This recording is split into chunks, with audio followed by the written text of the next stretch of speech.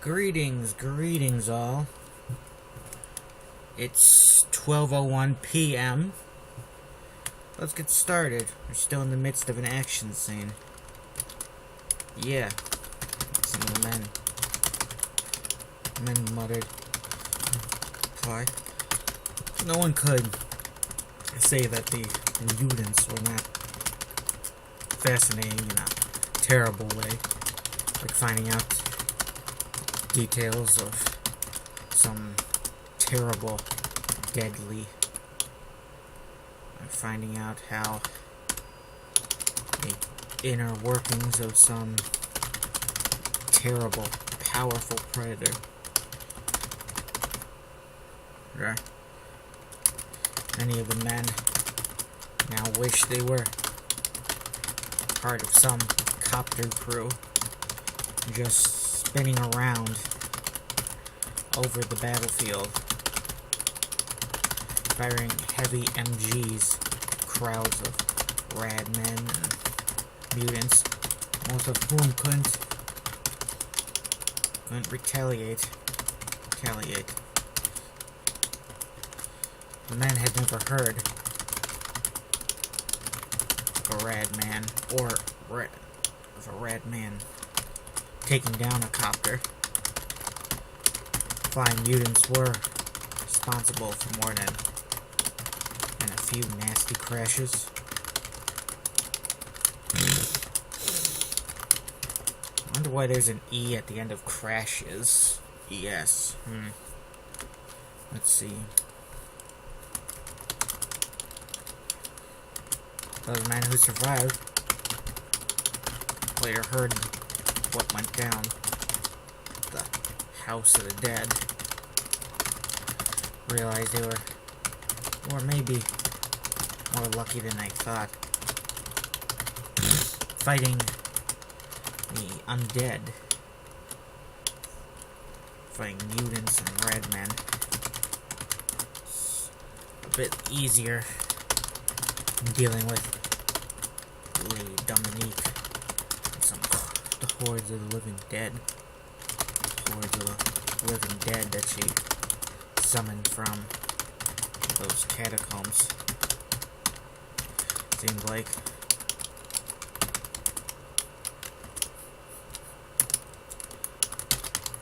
more mossmen you ordered. Mossmen blended in well with their surroundings, but several were still spotted thanks to their hideous owl eyes poking out of some bushes, making it almost look for a moment like the bushes themselves just had a few pairs of eyes in them.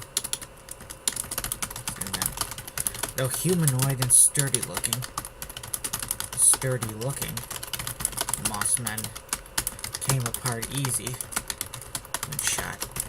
The heads were blown clean off those two. The bushes, they tumbled back. Finally, two more jumped out some watery muck nearby.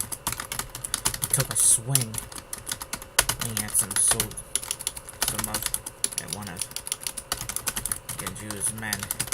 The punch that landed was hard enough to knock the man off his feet, and both mossmen were shot back, flying into the water with a nasty splash. They didn't surface again. They're falling. Apparently the only dead things that didn't float on water. Anyone else? Someone growled. Two mossmen answered the call, jumping up from some mucky ground ahead. It looked like some gorilla's trap door. They both spat acid forward. A stream of acid. Almost like they had water hoses hidden in their mouth. Somehow, the men dodged the glass, the acid, and returned fire, ripping up those men up their chest. They collapsed down to the pit, and soon to their trap door, which was soon overflowing with acid, had been liberated. Whatever terrible, indestructible organ produced it within them. Anyone hit? Anyone hit? As you demanded. No. No, sir. We're all right. The man replied. No provoking the mutants. Fate or the mutants. No more taunting. And you yelled. You ordered. And you was not the most... Genu. What? Genuine? What kind of fancy made-up word is that?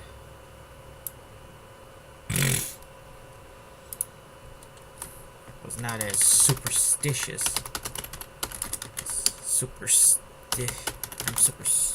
God darn it, I hate this word. As most people. As most guys in the squad. There's no gals with them. There's no girls allowed. In the Jade Army. Side of the squad.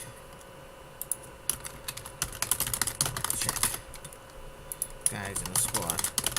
But he sometimes wondered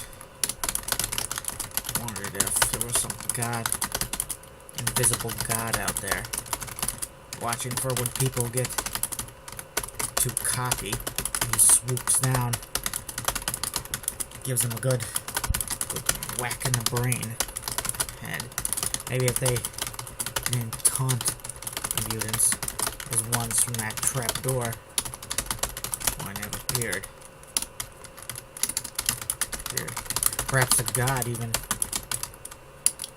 the god of cockiness, even materialized him out of nowhere to give some to rap the Jew squad on the nose. Two more moss men appeared off in the distance, shambling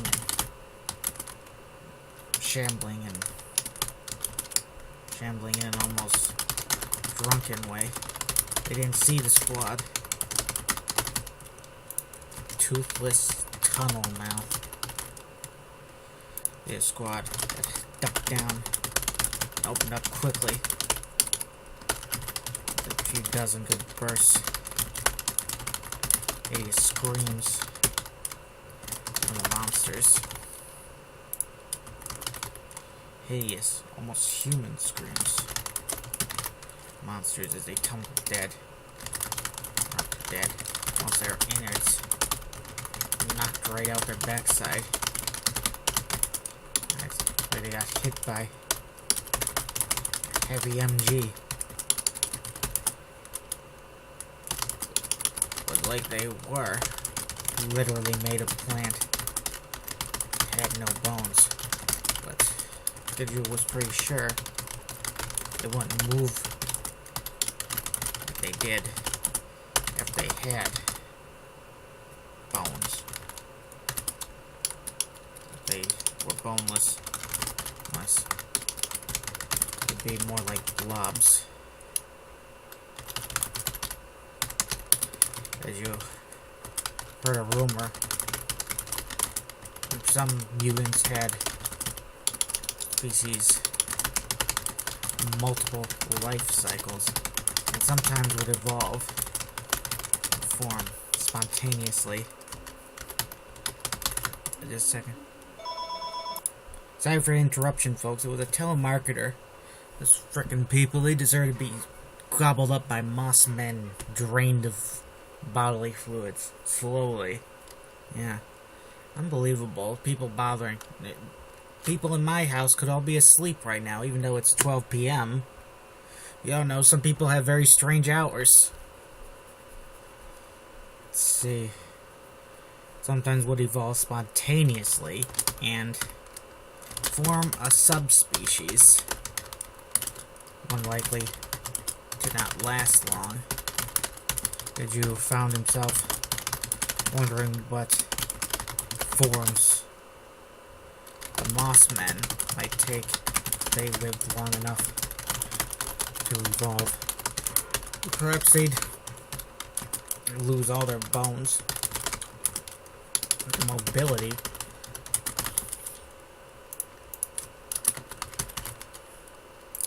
Now make sure I didn't imply blobs are fictional creatures in this universe. They are, in many strange forms. Wouldn't you like to live in a world where blobs exist? Like in the movie The Blob, where they slowly dissolve people alive? Yeah, I can imagine how much that hurts. Jeez. It probably feels like being on fire. Perhaps they lose all their mobility and become big, carnivorous trees.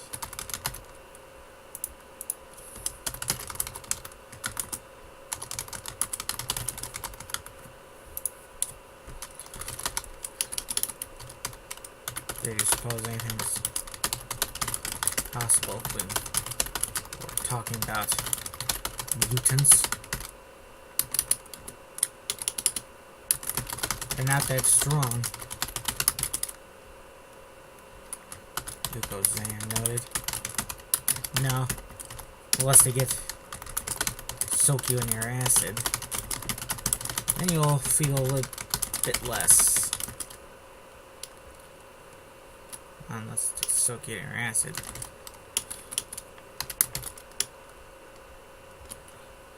It's the acid one has to worry about. Jill replied. Worry more of those moss men cut down. Then slug monsters showed up. They were small, about bird size, shaped like leeches. They only instead of a big sucker, the head of the creature ended in 3 rows of hideous yellow teeth. It looked worse than what a wolf would have. Yeah, between his jaws. His gums.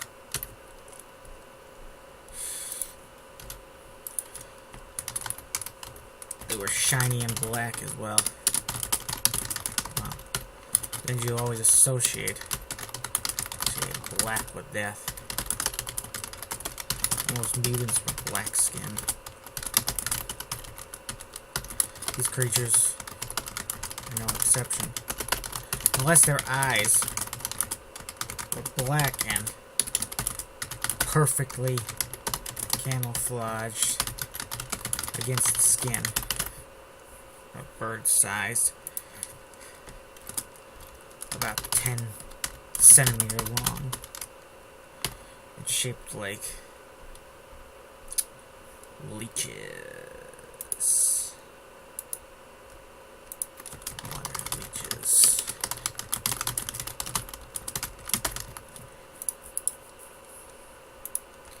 Camouflaged against the skin.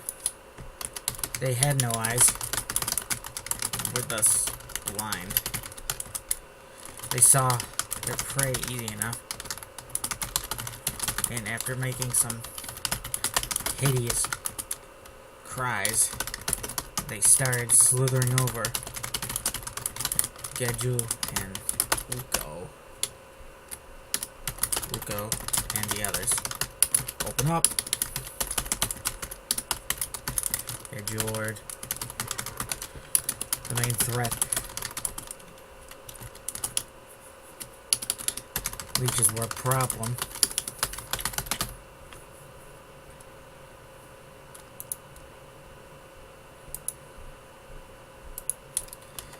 Numbering about a dozen.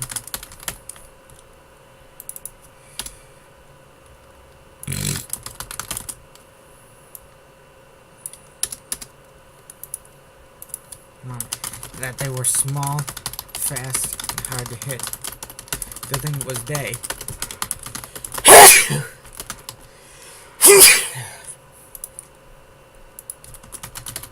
It was day, but it would have been impossible to see. It would have slithered right up. Get you in squad. Start latched on and started biting. Jeju, his men would have probably died in hideous agony. And those 3 rows of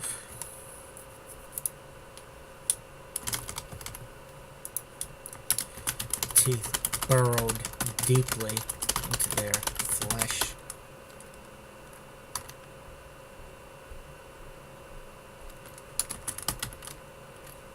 Down to the bone, likely through the bone. One by one, those leech. Should call them leech, and I called them everything but the first time I mentioned them. Leeches were hit, exploded, into goo, black goo. Like there was little bombs in them. About 100 rounds were wasted, peppering the ground. About the monsters. But each one was hit.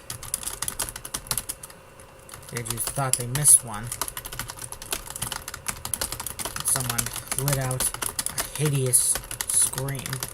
Took a moment for Geju to realize that it was Uko Zan. Zan! Geju barked. Uko Zan was staggering about,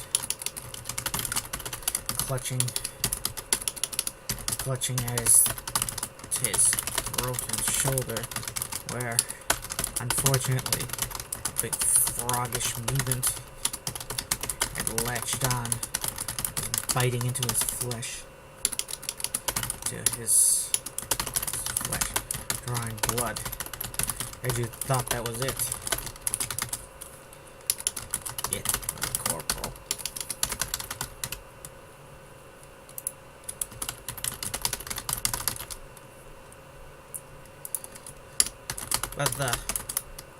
But Uko grabbed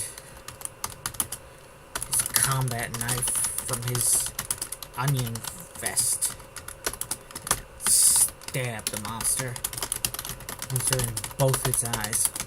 Not with one thrust, naturally. The monster scowled, and Uko dove at it as it fell. Struggled on the ground. Like some loathsome thing.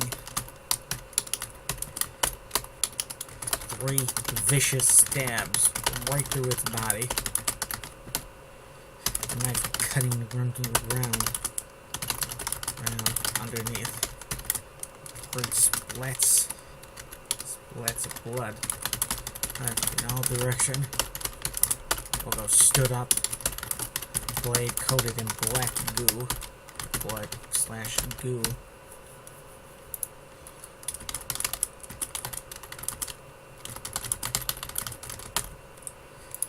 He grabbed his rifle where he dropped it, and lit up the corpse, roaring like he was some kind of mutant himself. Monster, the target of his wrath, was ripped to shreds. almost obliterated.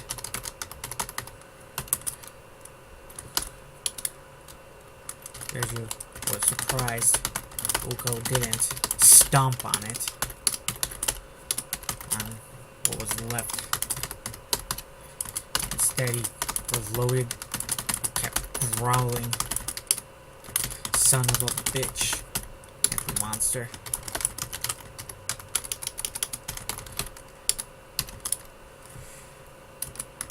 It's over.